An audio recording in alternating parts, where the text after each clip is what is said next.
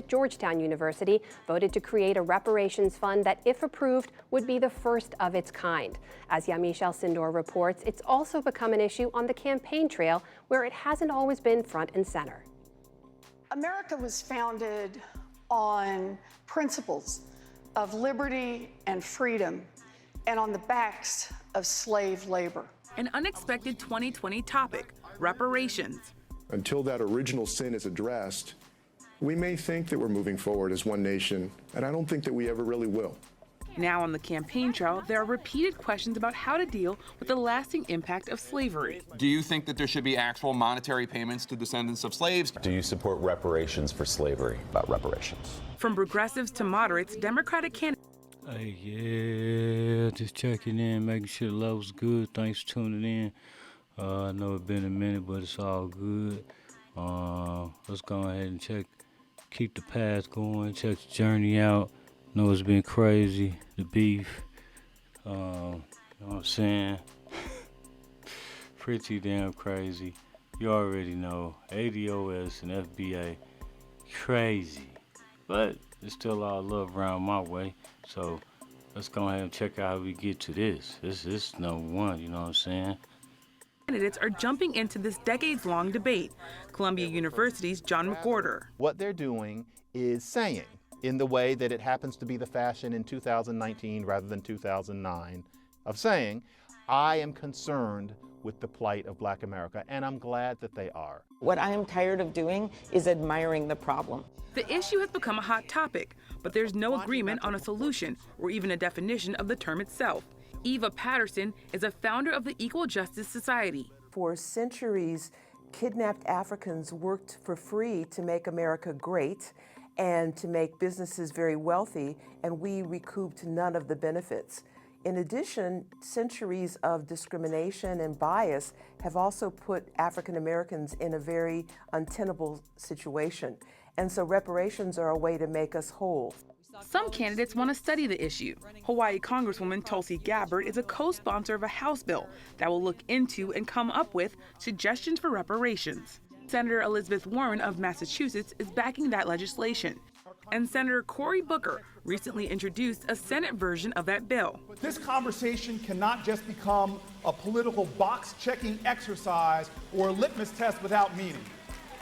The boldest policies we're talking about right now can't just be about sentiment or about acknowledging the past. They need to be about actually balancing the economic scales and confronting the bias that persists right now in the present. If elected, former Housing Secretary Julian Castro plans to create a task force. If, under the Constitution, we compensate people because we take their property, why wouldn't you compensate people who actually were property? Other presidential hopefuls are talking cash. One school of thought is to amass all that money and put it into housing, education, health, and the like. Another school of thought has the whole idea of 40 acres and a mule, which would now, I think, translate to 40 acres and a Tesla, which would mean that individual Black people who could show they were the descendants of enslaved people would get checks. Candidate Marianne Williamson is an author and spiritual advisor. She wants to appoint a council that would allocate $100 billion to projects that would help African Americans over 10 years. It's a moral argument. If I take $1,000 from you and then I apologize to you, wouldn't you also feel, thank you, I appreciate the apology and I'd like my money back?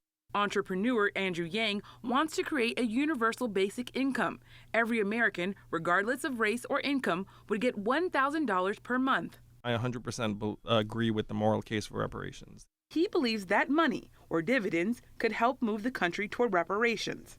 California Senator Kamala Harris is also pushing a plan that would benefit people of all races. Her bill gives a tax credit to middle-class Americans.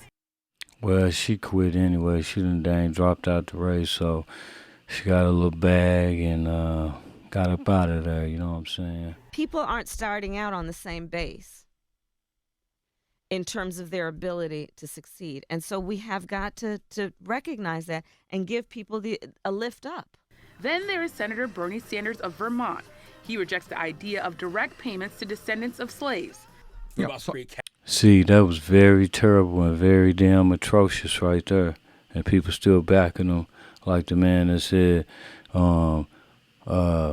he gonna, choose the lesser of the masters. So he went to his master. You already know who I'm talking about. And he already know who. Talking about the master. Okay, he picked him and he ain't trying to back the reparation. And then Charlemagne was terrible on this damn response. He acted all scared like he was scared of him. I would ask him straight up. You know what I'm saying? Playing around. Real talk. Let's go ahead and see what Shala scary tale. He got scared, but he got crazy with all the other niggas. But he got scared of Bernie. Of Master. Come on. Cash payouts. Sanders says he will help all oppressed communities by taking on big banks and other entities he argues hurt those groups. I think what we have got to do is pay attention to distressed communities, Black communities, Latino communities, and white communities all over this country. McWhorter believes policies like that have been happening and are already a form of reparations. Affirmative action, in all of its effects, is reparations. Black History Month is reparations. The fact that we're having this conversation and taking reparations seriously can be seen as reparations. Welfare reform, which enabled more poor people, and it was aimed mainly at Black people, to take advantage of welfare in the late 1960s, that was reparations. The only thing is those things weren't officially titled reparations for slavery and Jim Crow. Others argue policies that are not race-specific. Yeah, see, that's guaranteed. That's what I'm pushing for. Everybody got their own little thing. Some people say we don't deserve nothing, the whole family, the history. But that's cool. That's your opinion. Now here's mine. I believe in, of course, the cash payout, land, and no more taxes. It's pretty much simple. You know what I'm saying? Real talk. It can be done. It shall be done. It will be done. Specific can't be called reparations. Again, Eva Patterson. I think it is foolish to say that if we help all people, we'll help African Americans. If you look at any programs that have been instituted in our country, when you lump everybody in, white people get a leg up. It's just the way it is. It doesn't mean they're evil. The system is set up to privilege and favor white people. Minnesota Senator Amy Klobuchar argues reparations can be. Well, you still have time to fix it. That's the whole point right there. So everybody got their excuse. Some people say, some people gonna just, trick the money off, buy this, buy that. Okay, that's their right. They can buy this, buy that, get their land if they choose, and also no taxes, Come be done on. without exchanging money. I believe we have to invest in those communities that have been so hurt by racism. It doesn't have to be a direct pay for each person, but what we can do is invest in those communities, acknowledge what's happened. As an alternative, she points to investments in community college. They already invest in those communities. Various people, plenty of people. So that's cool. That's a nice, slick little way to get by. But no, that's not going to work.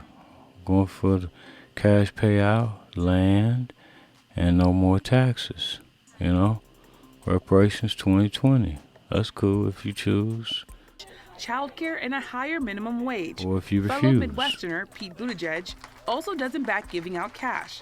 He does think policies should address inequities created by slavery. I absolutely believe that we need to have some kind of accounting for the persistent racial inequities today that are there by design because of past and present racism.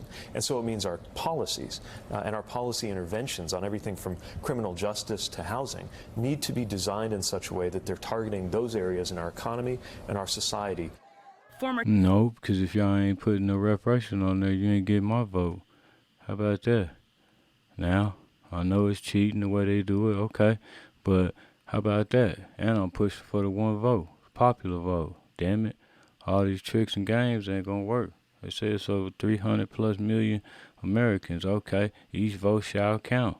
We know everyone's not gonna vote. Okay, well, that wipe that number out. You ain't gonna have to count 300 million. Well, you go ahead and give your popular vote. You know what I'm saying? Ain't it real simple? Is it simple? You tell me.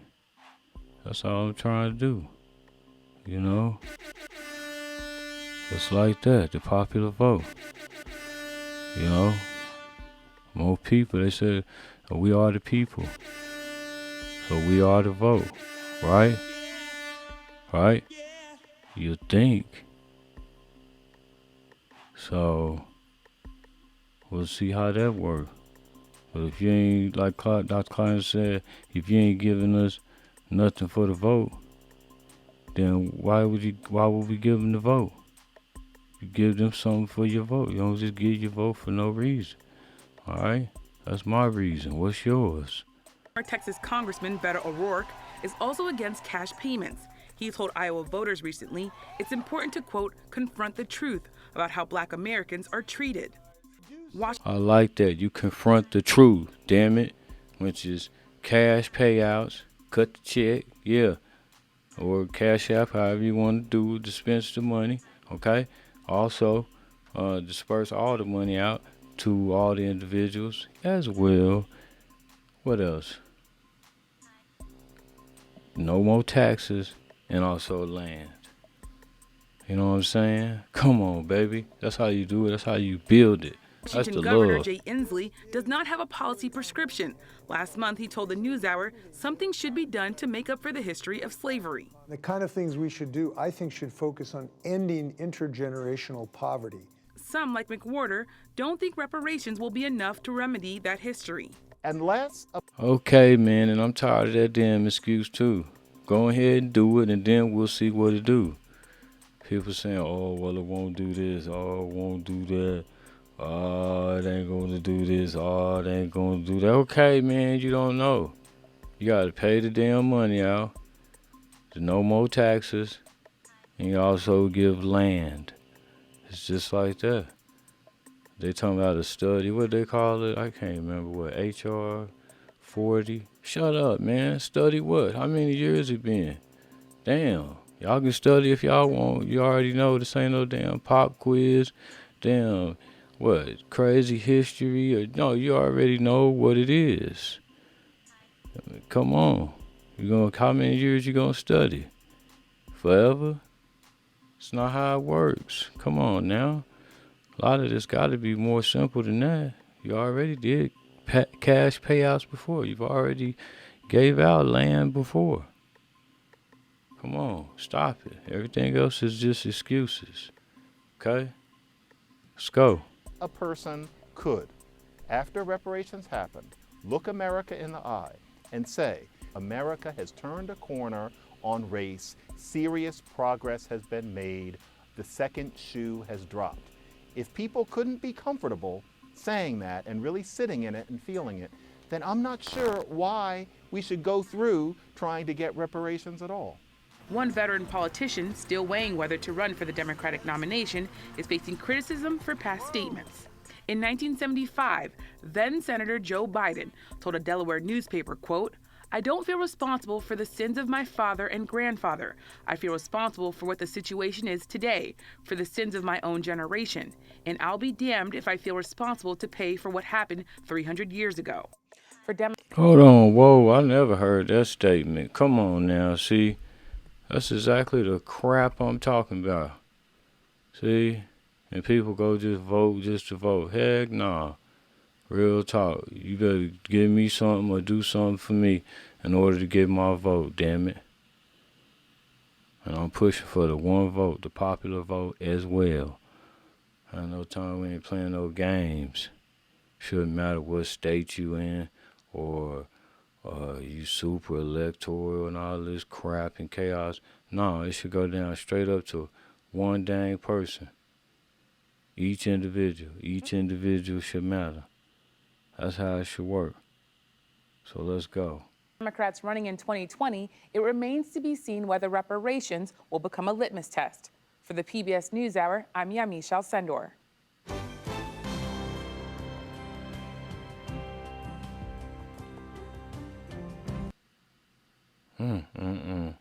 See, that's crazy. I mean, let's check out another video then. 400 years ago this month, the first African slaves arrived in North America on a ship landing at the Jamestown colony in what is today Virginia. Our economics reporter, Paul Solman, looks at the question of reparations, what America might owe to the descendants of these enslaved people.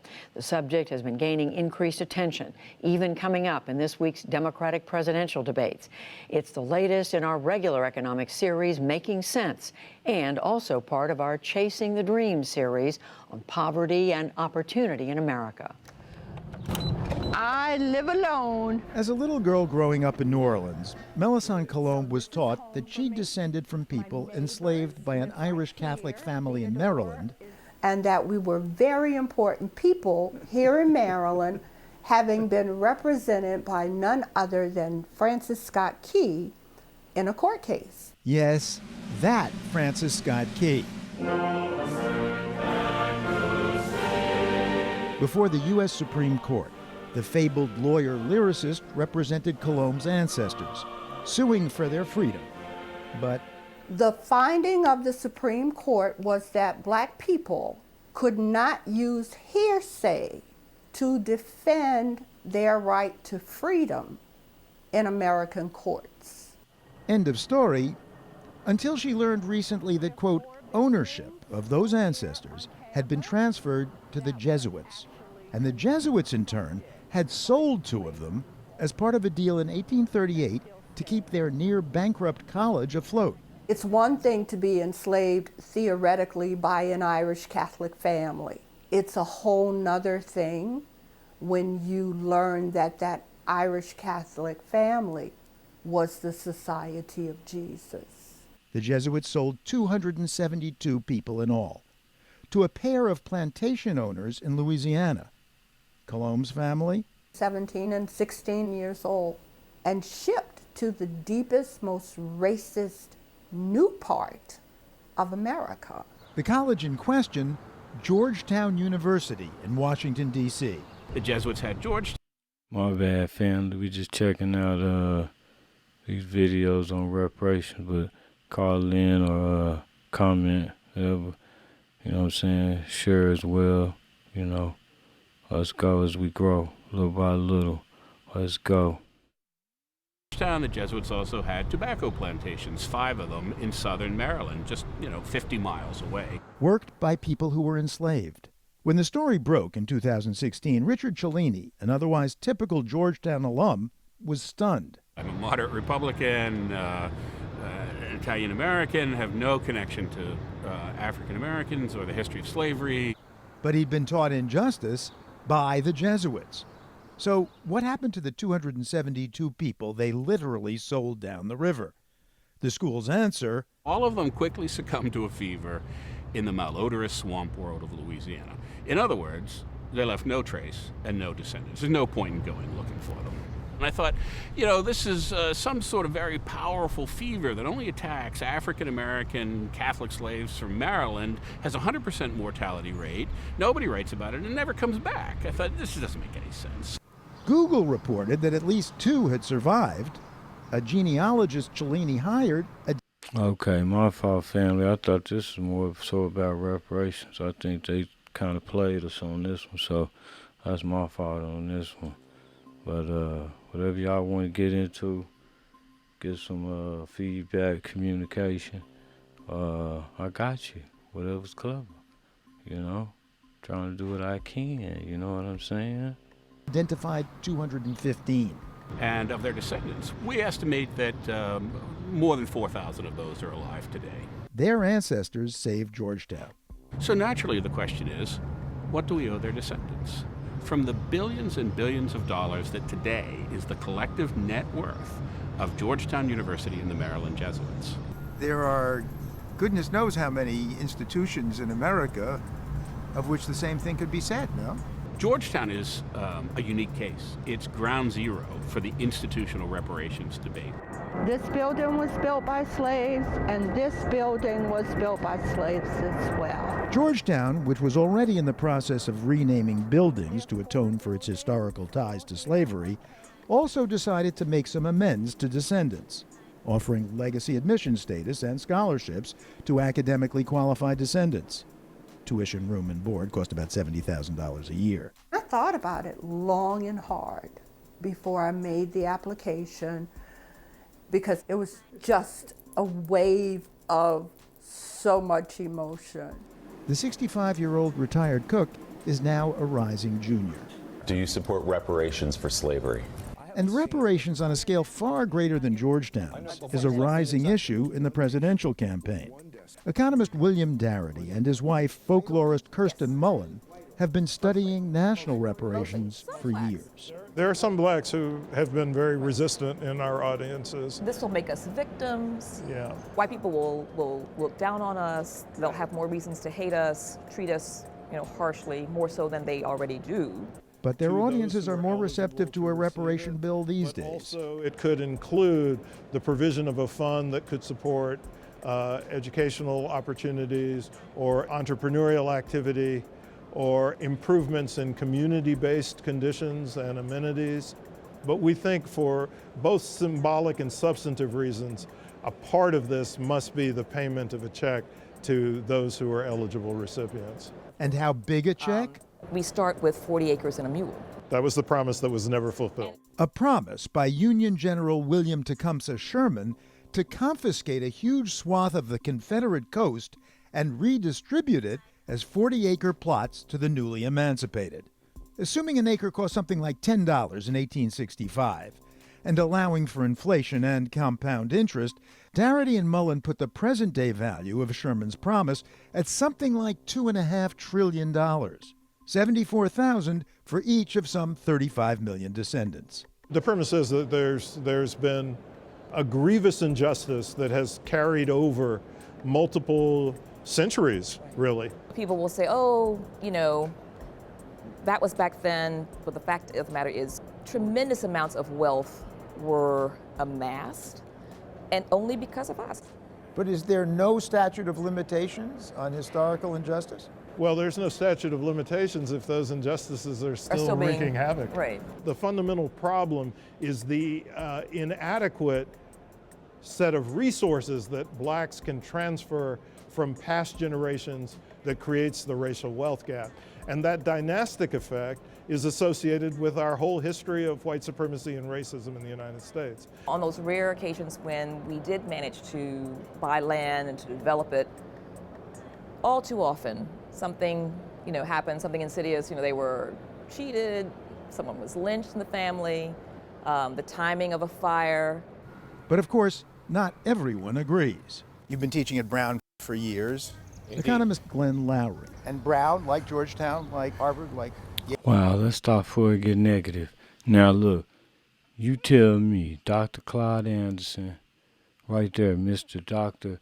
William Sandy Darity, the whole crew, everyone put their knowledge together, all the info. Okay, ain't nobody perfect, no one's perfect. So you put that power crew together with the ADOS family, Yvette Cornell, and Antonio Moore, you know what I'm saying? And you put all that power together, all that knowledge and information, and you put those masterminds together. I don't know, you tell me. I believe something magical can happen with the information.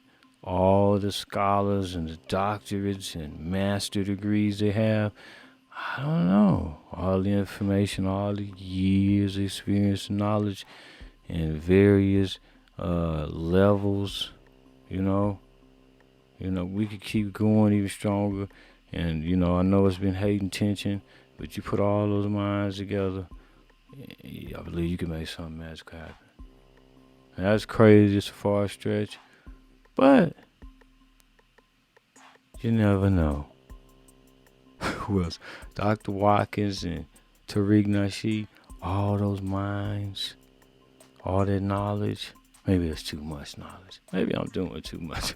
I know it's been crazy on both sides, but hey, man, nobody's perfect. You know what I'm saying? So it's all, we all got some crazy BS, especially if you dig deep enough, you're going to find something, right? It's been crazy, real talk. But let's get back into it, you know what I'm saying? Yale was built to some significant extent by slaves, no? Yes, that's certainly true. The Brown family fortune did have a lot to do with the slave trade. And there's nothing wrong with honoring the uncompensated labor of people who were enslaved, who built institutions like this. But a national law. My problem with reparations, especially as it expresses itself in terms of financial compensation, is that it misunderstands the nature of the injury, seeing blackness and African descent as some kind of subhuman category that would legitimate in the land of the free and the home of the brave, carrying on a commerce in human chattel. That was a deep and profound injury. It can't be made into a piece of cash. But you're an economist. The legacy of slavery passed down from generation to generation, hampering, handicapping the progeny of those who were enslaved. Why not compensate them for the losses they've actually suffered? I don't want my country to take 35 million people and so see them as mainly the descendants of slaves. 150 years? It's a very, very long time to nurture that dimension of my identity at the expense of every other aspect of my identity. African Americans like myself, we're doing fine. This is a great and open society, and we have been finally, and in the fullness of time, allowed to prosper. Those who are poor are poor. Their poverty needs to be confronted. There's no justification for giving increased attention to their poverty at the expense of other Americans' poverty. You mean there's no difference in the legacy of a poor African American and a poor white in this country? No difference worthy of our political attention. Lowry has no problem with the proposed fix at Georgetown. Students there have voted for an added fee, $27.20 per student per semester for the 272 people sold, to be paid to descendants. The university has yet to approve it. And the idea here is reparations should be made to the descendants of the people who were sold to keep the institution going. I have a little bit of a problem with the word reparation. Black people can't be repaired in the midst of a broken white society. We cannot be repaired from racism and disenfranchisement when white supremacy continues to be a growing disease in our society. So what word would you use? How about some respect, some responsibility? Acknowledgement. Right. This is business and economics correspondent Paul Salman reporting from Washington, D.C.